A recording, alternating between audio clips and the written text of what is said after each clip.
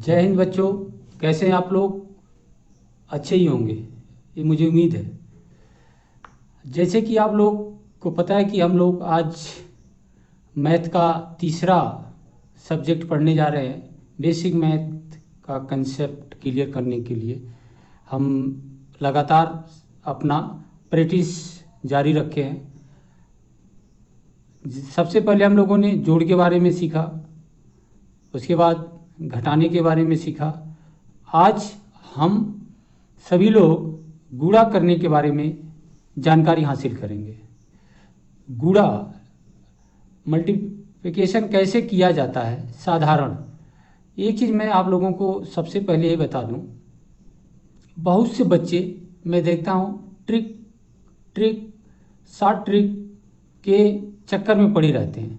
मेरे प्यारे बच्चों, मेरे दोस्तों, आप सबसे पहले जो बेसिक कंसेप्ट है, जो सभी का ट्रेडिशनल तरीका है, आसान तरीका है, जो आप लोग पढ़े हो, उस पर मेहनत करो, उस पर लगातार मेहनत करो, तो आप लोग खुद ही ट्रिक निकाल लोगे।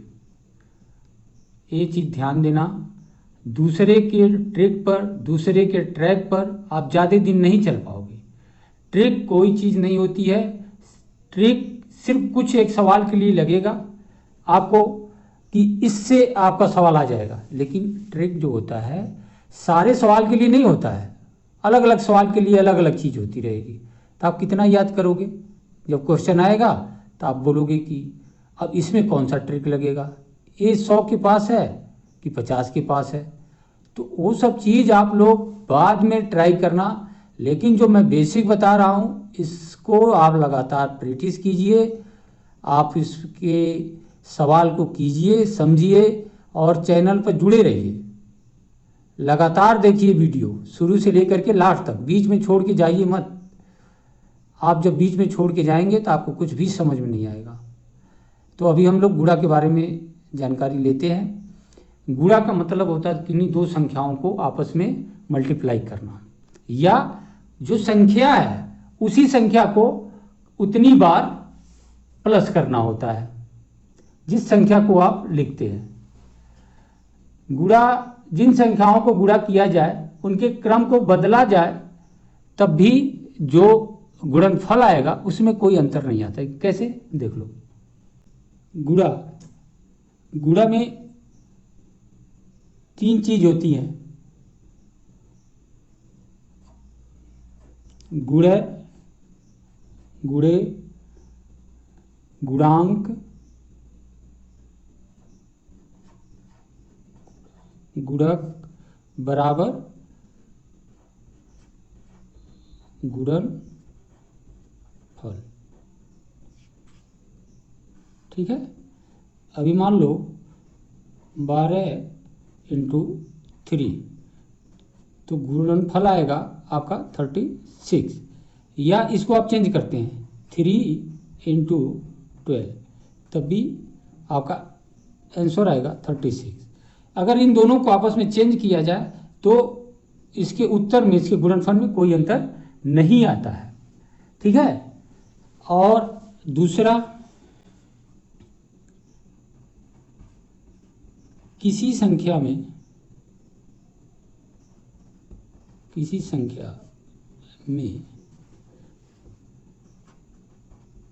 अगर 1 से मल्टीप्लाई किया जाए, 1 से गुणा किया जाए,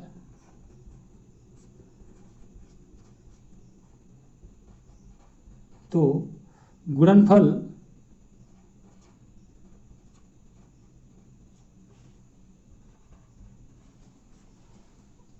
उतना ही आएगा।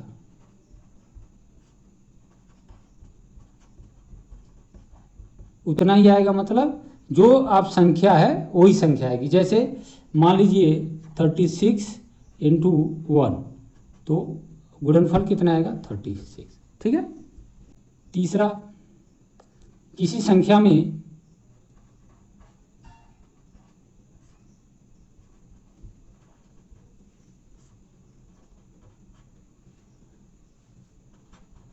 अगर 0 से गुणा किया जाए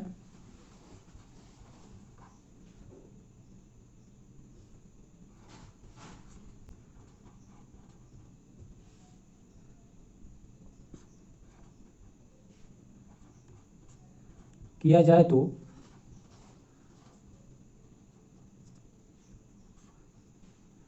गुणनफल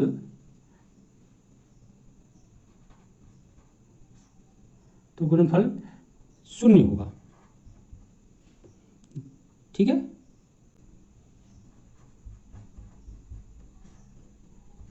जैसे मान लो 36 गुणे 0, तो गुणनफल क्या आएगा? 0, शून्य हो जाएगा। किसी संख्या में अगर 0 से आप गुणा करते हैं तो उसका जो आंसर है, उसका जो गुणनफल है वो भी 0 हो जाता है। ठीक है, अभी तीसरा है, आपको किसी संख्या में गुणा करना है और 0 वाले नंबरों से, तो आपको एक तरीका होना चाहिए, आप लोग उससे 0 बढ़ा दें। कहने का मतलब ये है, मान लीजिए 56 गुणे 10, तो आपने क्या करना है, वो नंबर उतारना है 56 और एक 0 है तो एक 0 बढ़ा देना है। इसी प्रकार से दूसरा, अगर जितनी बार 0 है उस नंबर को नोट डाउन करना है नीचे और उतनी बार 0 बढ़ा देना है, जैसे 56, 100। तो इसी प्रकार से अगर नंबर चेंज है और 0 है तो कैसे करेंगे, जैसे मान लो 450 गुणे 20, इसको कैसे करेंगे? इसका दो तरीका है, आप 45 और 2 का मल्टीप्लाई कर दें और 2 0 है उसको लगा दें, तो कितना आएगा? 90 और 2। दूसरा 450 गुणे 2 गुणे 10, तो 450 गुणे 2 गुणे 10, ये आ जाएगा 900 और इसमें गुणा हो जाएगा 10 का, तो ये हो जाएगा 9000।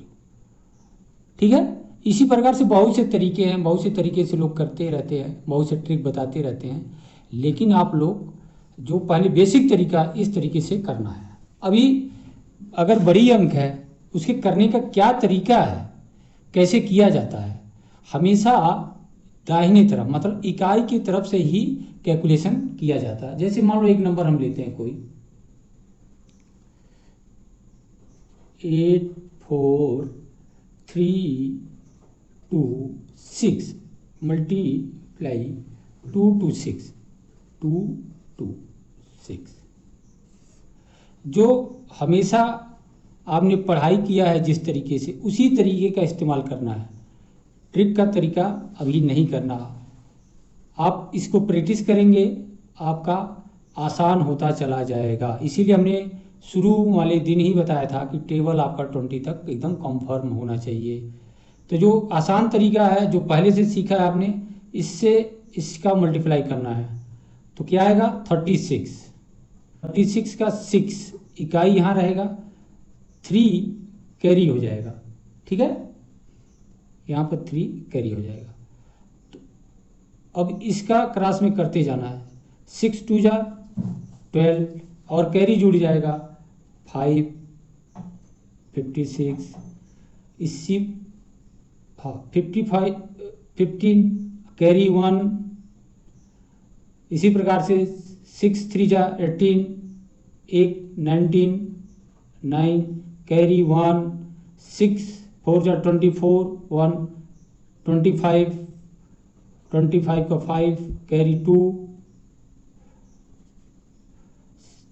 6 8 जा या 8 6 जा, दोनों को आप टेबल पढ़ सकते हैं, आंसर एक ही आएगा।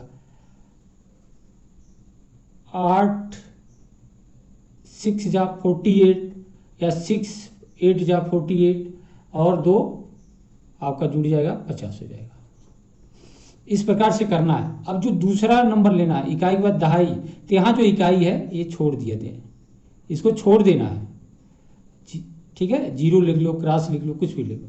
सेम उसी प्रकार से इस रूल को फॉलो करना है। 2 6 12 को 2 हाथ में कैरी 1, 2 दूनी 4, 1 5, 3 दूनी 6, 4 दूनी 8, 2 अट्ठे 16। ठीक है। इसी प्रकार से आपने एक बार नंबर 2 का किया है तो वही नंबर आएगा, रिपीट नंबर है, लेकिन यहाँ पर फिर इसका इकाई छोड़ देना है। ठीक, और इसी नंबर को इस क्रम में आप लिख सकते हैं 5 6 8 6 1। ठीक है, आप लोगों ने जोड़ने का नियम पढ़ा है, इस प्रकार से जोड़ देना है। 6 5 2 7, 9 5 14, 14 और 2 16, 16 को 6, कैरी 1, 5 5 10, 6 16, 1 17, 17 के 7, कैरी 1, 8 6 14 और 1 15 को 5, हाथ में 1, 5 6 11, 11 8 19, 1 20, 20 के 0 हाथ में लग 2 6 1 7 7 2 9 और कैरी कुछ नहीं है, 1 का 1 उधर जाए। ये आपका आंसर। ये तरीका आपका सही तरीके से पहले से जो आप लोगों ने पढ़ा है, इस प्रकार से आप सवाल को लगा सकते हैं और बार बार जब करेंगे तो आपका स्पीड बन जाएगा।